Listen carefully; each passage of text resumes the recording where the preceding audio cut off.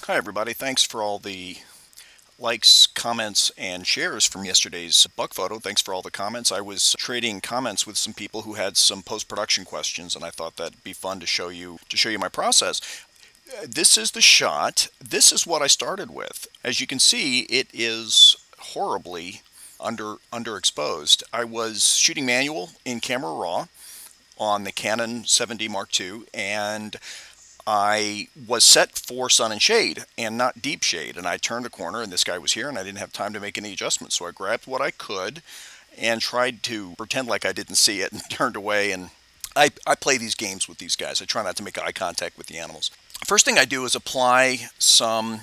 I actually typically use the auto tone and I tweak it a little bit. Usually I nail the exposure a little better than this first, but when you're shooting Camera Raw, you have so much you can work with, as you can see there. I mean, it's a little grainy, but it's still workable, and there's some ways to deal with that, and I'll show you. The next thing I do is I apply color correction, and I don't know if you can see that. If you look over here, you can see that, I mean, all I do is, I mean, I wish I could tell you I knew all of what those numbers meant, the 4600 for color temperature and the tint at plus 68. All I did was hit the auto, and it added a little bit of warmth to it that I liked. There's no more science to it than that. I'm really not very good at white balancing, so if you're taking a photography class and I appear to differ from what your instructor's telling you to do, it's because I'm wrong. So moving on, that's adding color correction. So there we go. We had there, we went to basic corrections, then we went to color correction. You can see the difference there. Go back and forth. Now I am going to add, that's dehaze. So dehaze is at plus 90. I have a predilection for dehaze right now. It's a phase I'm going through. I don't tend to play with the contrast as much as I used to because dehaze has a lot of contrast and exposure adjustment in it. And typically when I apply the right amount of dehaze, to my liking, I then have to adjust a little bit of the exposure and contrast.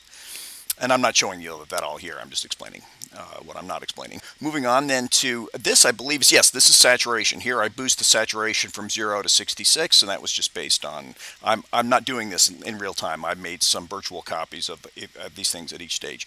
Then I add, oh, okay, here I add my faders. See this?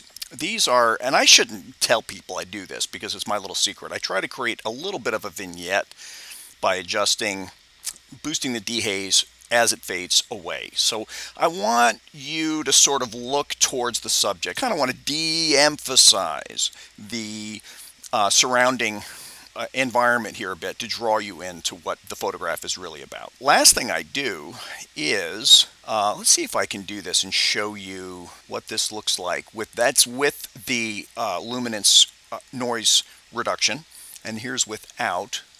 See that?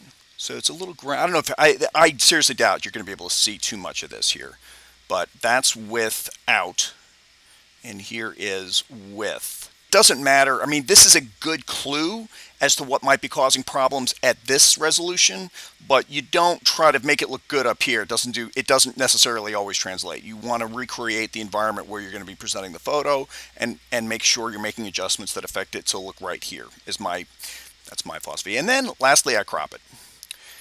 And that's how I got it. So there you go. Thanks, guys.